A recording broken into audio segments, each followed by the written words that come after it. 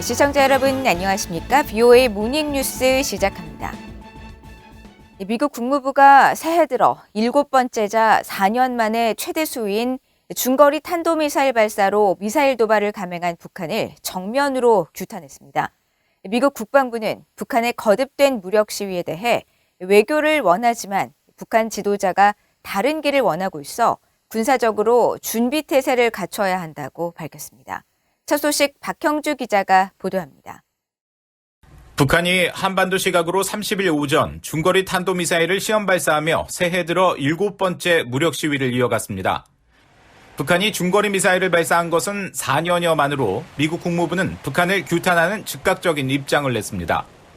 국무부 대변인실 관계자는 미국 동부 시간 29일 저녁 4년여 만에 처음 이뤄진 북한의 중거리 탄도미사일 발사에 대한 VOA의 논평 요청에 미국은 북한의 탄도미사일 발사를 규탄한다면서 북한의 최근 잇따른 탄도미사일 시험과 마찬가지로 이번 발사는 명백한 유엔 안보리 결의 위반이라고 지적했습니다.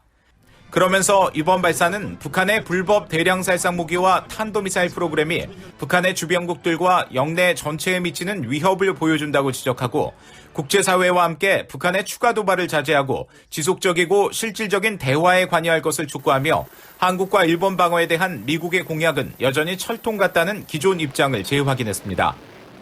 미국 국방부는 북한의 이번 중거리 탄도미사일 시험 발사 이후 외교와 군사적 카드를 모두 언급했습니다.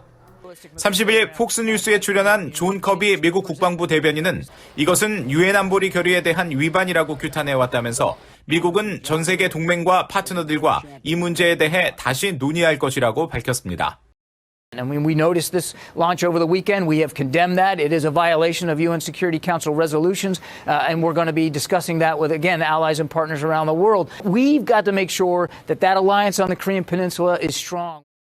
커비 대변인은 이어 미국은 여전히 외교적 대화에 전념하고 있으며 이를 위해 전제 조건 없는 만남을 북한에 전했다면서 그러나 김정은은 분명히 다른 길로 가고 싶어 하고 있고 따라서 우리는 군사적 준비 태세를 확실히 갖춰야 한다고 강조했습니다.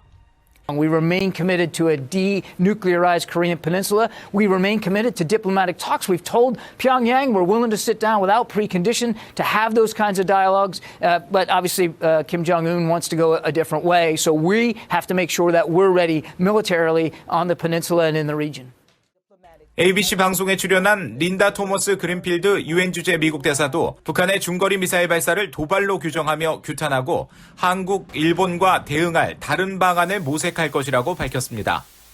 It is provocative and it is something that we have very, very strongly condemned in the Security Council.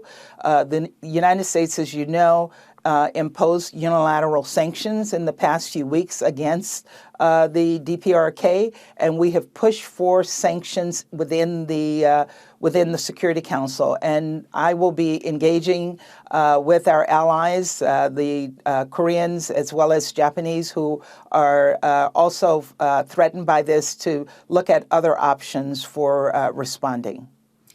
토머스 그린필드 대사는 이어 바이든 대통령이 직접 김정은과 관여할 때인가라는 질문을 받고 우리는 북한과 외교적 논의에 열려 있다는 점을 처음부터 분명히 했다면서 우리는 북한에 거듭 제안했지만 북한은 이를 받아들이지 않았다고 밝히고 우리는 전제 조건 없는 외교적 관여에 절대적으로 열려 있다는 원칙을 재확인했습니다. VOA 뉴스 박형주입니다. 북한이 새해 들어 7번째 무력 시위를 벌이며 여러 종류의 미사일을 시험 발사하는 것은 사거리와 관계없이 모두 한국을 제압하기 위한 목적이라고 미국의 전문가들이 지적했습니다. 단거리는 한국에 대한 핵 타격용이며 중장거리 미사일 역시 미국과 일본의 참전을 억제해 한국을 고립시키려는 장기적 포석이라는 분석입니다. 조상진 기자가 보도합니다. 북한이 30일 자강도에서 발사한 중거리 탄도미사일은 800km를 날았지만 고도는 약 2000km로 탐지됐습니다. 정상 각도로 쐈다면 3,500에서 4,500km를 비행했을 것으로 추정되는데 일본 전역은 물론 괌 미군 기지까지 사정권입니다. 제프리 루이스 미들버리 국제학연구소 동아시아 비확산 프로그램 소장은 VOA에 북한이 전술 핵무기를 원하는 이유는 침공 후 전쟁 초기에 한국과 일본 주둔 미군을 상대로 핵무기를 사용하려는 것이라고 밝혔습니다. So if North Korea wants to do that successfully, it needs missiles that are capable of avoiding being struck by the United States and South Korea, missiles that are capable of evading missile defenses, and missiles that are fairly accurate. And so we've seen a number of systems developed by North Korea that have those different aspects to them. 이언 윌리엄스 전략국제문제연구소 미사일 방어 프로젝트 부국장도 일본 타격용이든 미국 또는 괌 공격용이든 남북한 사이에 전쟁이 발발할 경우 미국과 일본의 개입을 억제하는 것이 북한의 목적이라고 지적했습니다. 그러면서 한국을 미한 동맹에서 분리해 북한 주도로 한반도를 통일하려는 장기적 포석이라고 분석했습니다. 특히 이번 7번째 발사 이전에 진행된 북한의 단거리 미사일 발사는 모두 남북한 접경 지역을 넘어 부산 등 한국 영토 깊숙이 타격하는 연습이었다면서 북한의 중장거리 미사일 시험 역시 최종적으로는 한국을 겨냥한 것이라고 지적했습니다. I think it's going to be more of something to get deeper into South Korean territory, not hitting border areas, but something that would be aimed more at the south. Maybe targeting military forces down there. Most U.S. military forces, I think, are down there. Maybe going after things like the ports, Busan, the big areas where U.S. reinforcements would be coming in by sea, try and cut the flow of troops off into the peninsula before war started. So those kinds of missions. 전문가들은 이처럼 북한 미사일의 최대 위협 당사국인 한국이 북한의 발사를 모종의 신호로만 해석해왔다고 비판하고 그런 해석은 현실 직시가 아닌 희망에 불과하다고 지적했습니다. The reality is they can go to the negotiating table with this administration anytime they want to. There's many easy ways for them to communicate that they would like to get back and see if diplomacy can help lower tensions on the peninsula. And they've continued to ignore that. So they improve their capabilities. That's what they do. So again, I understand the hope, but hope is not a policy. 전문가들은 무력 시위 수위를 높이면서 핵과 미사일 실험 유예, 즉 모라토리엄 파기에 근접하고 있는 북한이 결국 대륙간 탄도미사일 ICBM 발사 수순을 밟을 것이라면서 시점이 언제이냐의 문제일 뿐인 만큼 북한의 움직임을 국제사회가 심각하게 받아들여야 한다고 강조했습니다. VOA 뉴스 조상진입니다. 미국 정부는 북한의 잇단 무력 시위와 관련해 외교적 해법을 선호하지만 국제법 위반 행위에 대해서는 새로운 조치로 책임을 묻겠다는 입장을 분명히 했습니다. 미국 정부 고위 당국자는 30일 북한에 대한 바이든 행정부의 접근을 주제로 열린 전화 브리핑에서 북한이 이날 발사한 미사일이 중거리 탄도미사일이라는 데 동의한다면서 이런 행동이 근본적 불안정을 초래하는 행위며 안보리 결의안 위반으로 국제법에 위배되는 것이라고 지적했습니다. 그러면서 미국은 외교를 위해 계속 노력하겠지만 동시에 미국의 안보와 동맹 또 파트너 국가들의 안보를 보장하는 적절한 조치를 취할 것이라며 우리는 우리가 보유한 다양한 도구를 외면하지 않을 것이라고 강조했습니다.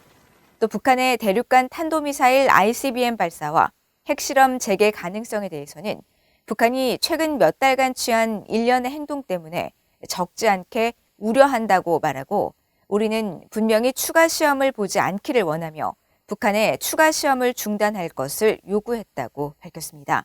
이 고위 당국자는 이어 미북 정상 간 화상회동 가능성에 대한 질문에는 진지한 내부 논의도 없었고 거기에 이르려면 아직 멀었다고 선을 그었습니다. 성킴 미국 국무부 대북 특별대표가 30일 한국과 일본의 북핵 수석대표와 각각 전화 통화를 갖고 북한의 중거리 미사일 발사 문제를 논의했습니다. 성킴 대표는 이날 노규덕 한국 외교부 한반도 평화교섭본부장과 전화협의에서 북한의 30일 중거리 미사일 발사는 한반도 문제의 외교적 해결이라는 국제사회의 요구와 유엔 안보리 결의에 대한 도전이라고 규탄했다고 한국 외교부가 전했습니다. 성킴 대표는 또 이날 후나코 시다케이로 일본 외무성 아시아대양주 국장과 전화 통화를 갖고 북한의 이번 탄도미사일 발사는 최근 1년의 발사에 비해 엄중하다는 인식을 공유하면서 미일 양국과 미한일 3국이 협력해 나간다는 방침을 확인했다고 일본 외무성이 밝혔습니다. 한편 일본 정부 대변인인 마스노 히로카즈 관방장관은 이날 북한의 중거리 미사일 발사 직후 2차례 긴급 기자회견을 통해 북한의 심각한 탄도미사일 발사는 관련 안보리 결의를 위반하는 것으로 깊이 우려한다면서 일본 정부는 중국 베이징 주재 대사관 등 외교 경로를 통해 북한의 이번 발사와 관련해 엄중한 항의의 뜻을 전달했다고 밝혔습니다. 바이든 행정부의 핵태세 검토 결과 발표를 앞두고 미국 의회에서 미국의 핵무기 역할을 놓고 찬반 논쟁이 격화하고 있습니다.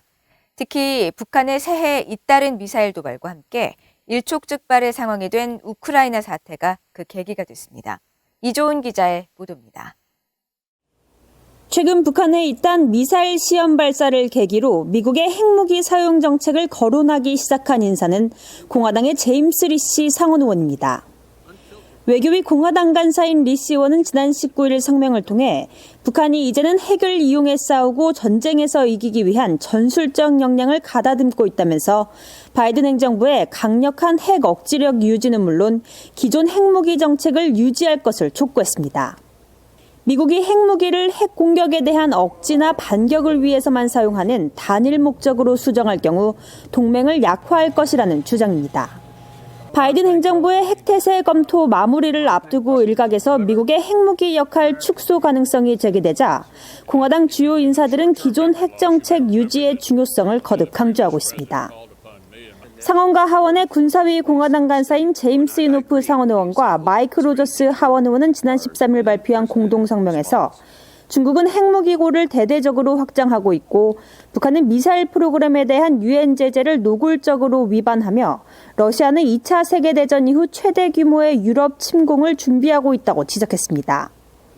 이어 이런 상황에서 바이든 행정부의 핵 프로그램 예산 삭감 가능성까지 제기돼 심각하게 우려스럽다며 그것이 사실이라면 적국들의 호전성을 더 불러일으킬 뿐일 것이라고 경고했습니다. 반면 민주당 내 일부 진보 성향 의원들은 핵무기 선제 사용 금지 법안을 발의하는 등 오판과 위험성을 근거로 미국이 핵무기를 선제적으로 사용하진 않을 것이라는 점을 공언할 것을 바이든 행정부에 촉구하고 있습니다. 상원 외교위 동아태 소위원장인 에드워드 마키 의원 등 51명의 민주당 상하원 의원들은 지난 26일 바이든 대통령에게 이런 내용의 서한을 보내 미국의 핵무기 역할을 축소해야 한다고 주장했습니다. 이들 민주당 의원들은 이번 핵태세 검토는 바이든 대통령이 기존에 드러냈던 핵전쟁은 승자가 없고 절대 싸워서도 안 된다는 인식을 미국의 핵정책에 반영할 수 있는 한 세대의 한 번뿐인 기회라고 주장했습니다. VOA 뉴스 이조은입니다.